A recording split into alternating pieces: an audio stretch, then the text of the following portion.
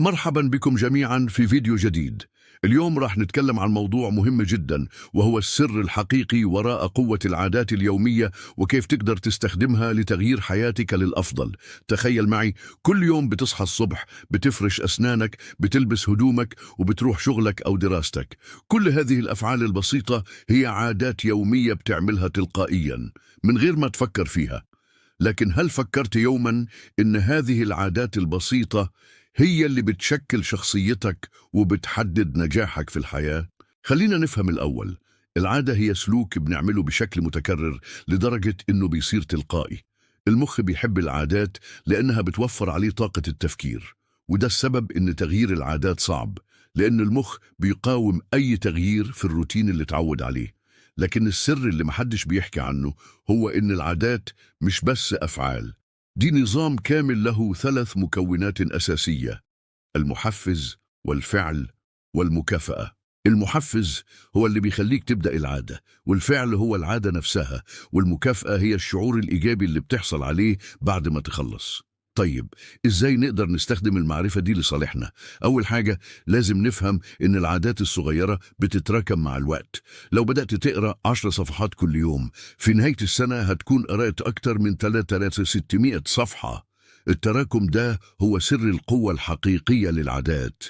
خلينا نتكلم عن الخطوات العملية لتكوين عادات جديدة. أولاً، اختار عادة صغيرة وسهلة التنفيذ.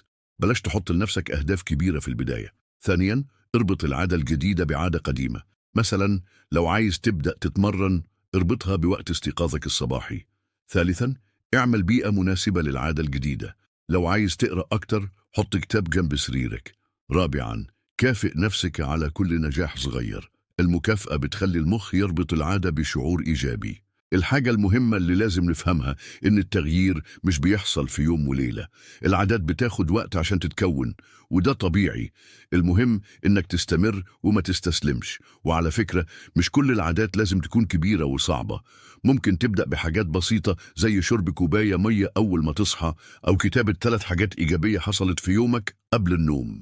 النقطة المهمة كمان إن العادات السيئة مش بتتغير بمجرد إرادة قوية، لازم تستبدلها بعادات إيجابية.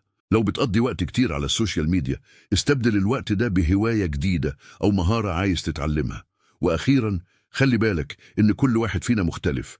اللي بينفع معايا مش شرط ينفع معاك. المهم إنك تجرب وتشوف إيه اللي بيناسبك وتعدل خطتك على أساسه. دلوقتي عايز أسمع تجاربكم. إيه العادات اللي نجحتوا في تكوينها؟ وإيه التحديات اللي واجهتكم؟ شاركوني في التعليقات تحت.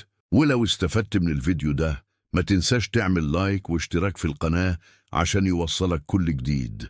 وأهم حاجة تفتكرها، التغيير بيبدأ بخطوة صغيرة، المهم تبدأ. شكرا لمشاهدتكم، وأراكم في الفيديو القادم إن شاء الله. مع السلامة.